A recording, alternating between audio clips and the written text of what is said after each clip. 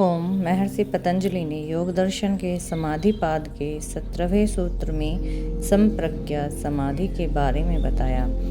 अब महर्षि असंप्रज्ञा समाधि के बारे में 18वें सूत्र में बताते हैं। सूत्र है विराम प्रत्ययाभ्यास पूर्वः संस्कार शेषो अन्यः। यह एक त्रिपदात्मक सूत्र है। प्रथम पद है विराम प्रत्यय अभ्यास पूर्वः, दूसरा पद है संस्कार शेषः और तीसरा पद है अन्यः। सूत्र का शब्दार्थ है प्रथम पद विराम प्रत्ययाभ्यास पूर्वः का अर्थ है विराम अर्थात सर्ववृत्ति निरोध के कारण भूत साधन के निरंतर अभ्यास पूर्वक अंततः जो समाधि घटित होती है।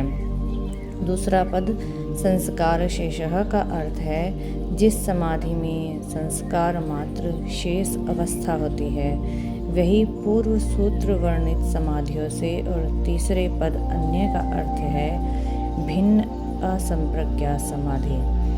भावार्थ है सर्ववृत्ति निरोध का जो कारण अर्थात पर वैराग्य है, उसके अभ्यास से चित्त की वृत्ति शून्य संस्कार मात्र शेष अवस्था जिस समाधि में होती है, वही असंप्रज्ञा समाधि है।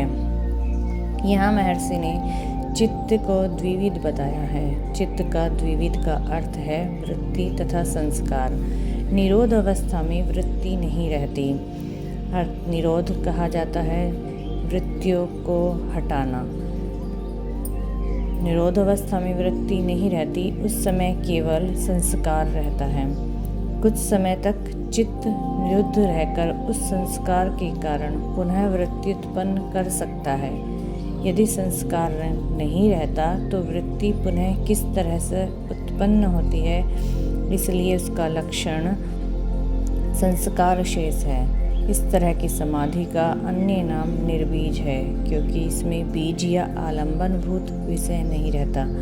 यह निर्विषय है। इसे ऐसे समझ सकते हैं जैसे किसी भी अनाज या अन्य प्रकार के बीज को जब हम अग्नि में भून देते हैं तो वह अंकुरित नहीं होता। उसी प्रकार निर्बीज समाधि में वृत्तियों का निरोध हो जाता है। असंप्रज्ञा समाधि भी पुनः दो प्रकार की होती है। यह अगले दो सूत्रों में द्रष्टव्य है, भव प्रत्यय व उपाय